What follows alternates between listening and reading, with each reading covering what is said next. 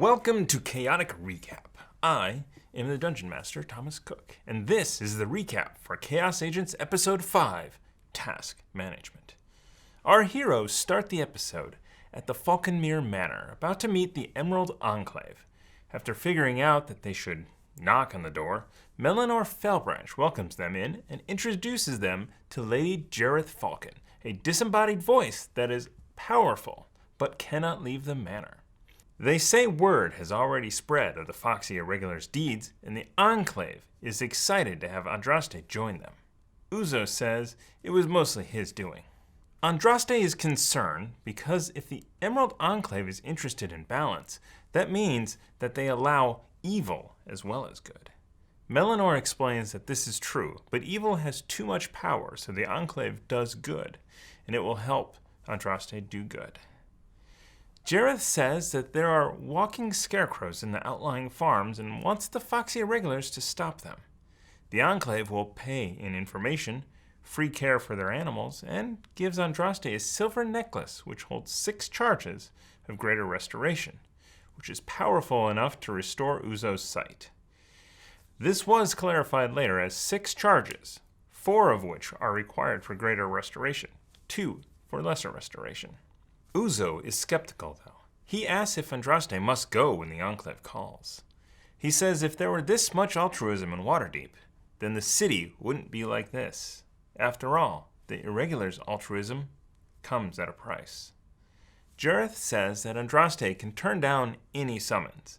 She also tells Uzo that the talking horse Maxine can be found on the main road, and gives information that the tower next door is part of the evil imbalance, but beyond the Irregulars' current capabilities. Remy invites the disembodied voice that can't leave the manor to come visit the Irregular Tavern. Andraste urges them to go seek the scarecrows and decide later whether or not to join the Enclave. Baga goes into the huge garden to be pampered, and Remy asks if Uzo will be alright without him. He replies he'll be fine, but Remy can't sleep on the bed with him until Baga returns. On the way out of town, Uzo tries to find the talking horse, and Remy points out many animals and inanimate objects to torment him. The Irregulars start the search at the Jones farm, where one animal pen looks roughed up. Alexander Jones says a few days ago he saw a scarecrow from another farm, but then it disappeared. That night, his steer, Ruckus gets confused with the steed, was eaten, and its bones left behind. Jones recommends heading towards the Hawthorne farm, since the last time he saw the scarecrow was near the creek between them. Remy asks if Jones can pay them, but he is poor and cannot. Ruckus then suggests payment could be the joy of seeing a man being torn apart by a scarecrow. Andraste says it'll be fine if Jones just talks to the Brewers Guild about their work when he sells them grain. The team heads towards the Hawthorne farm and sees a shape go by towards the creek.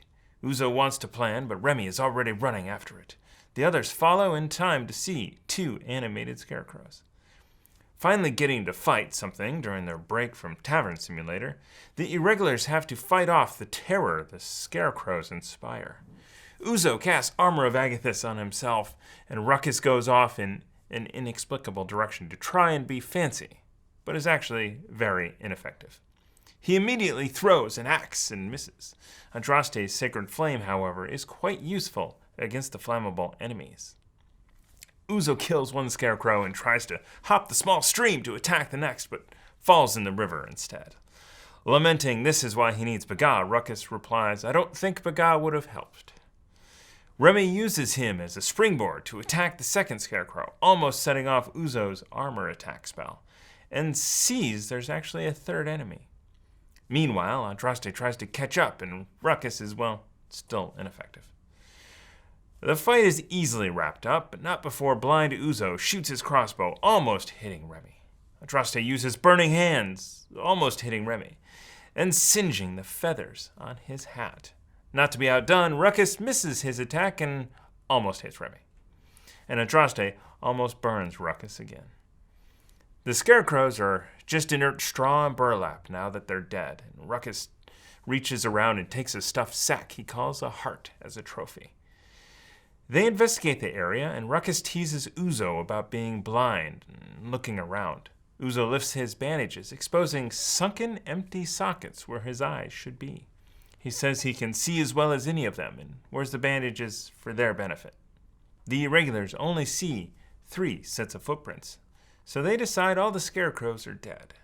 While they discuss what to do with the bodies, Jones appears, having seen the fight. Remy says to make sure to give a good word to the Brewers Guild, and invites Jones to the tavern. From there, they head towards the Hawthorne farm, where there are a lot of pigs and a smell to match. The farmer isn't interested in any of the goings-on and isn't helpful, so they head back to Waterdeep. As they head back towards Falconmere, Uzo spots a magic horse with his eldritch sight. Remy bribes the carriage driver. They stop so Uzo can talk to Maxine, the talking horse.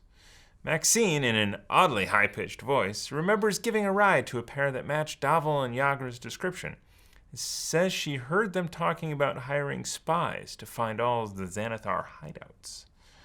Remy starts singing sea shanties with the passengers on the carriage while Uzo asks about the elf killings, but gets no new information. The irregulars return to Lady Jareth quickly. After only 3 hours, Uzo looks for Baga as Ruckus shows off his stuffed heart, and Remy says he will keep the singed feathers as a point of pride. Jareth says she was right to recruit them and offers to give Uzo his eyes back.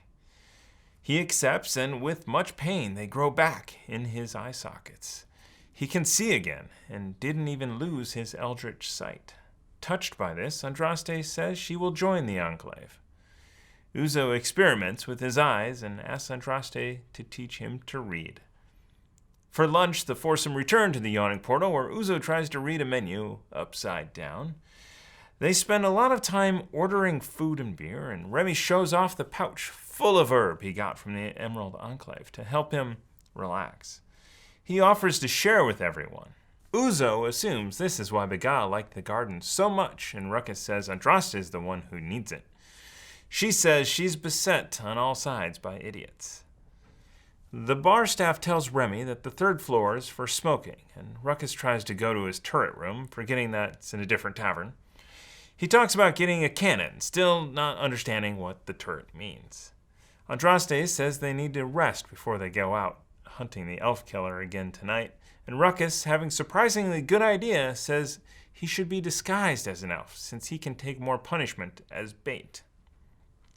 Andraste and Uzo head back to the irregular tavern, while Remy and Ruckus talk to Davil.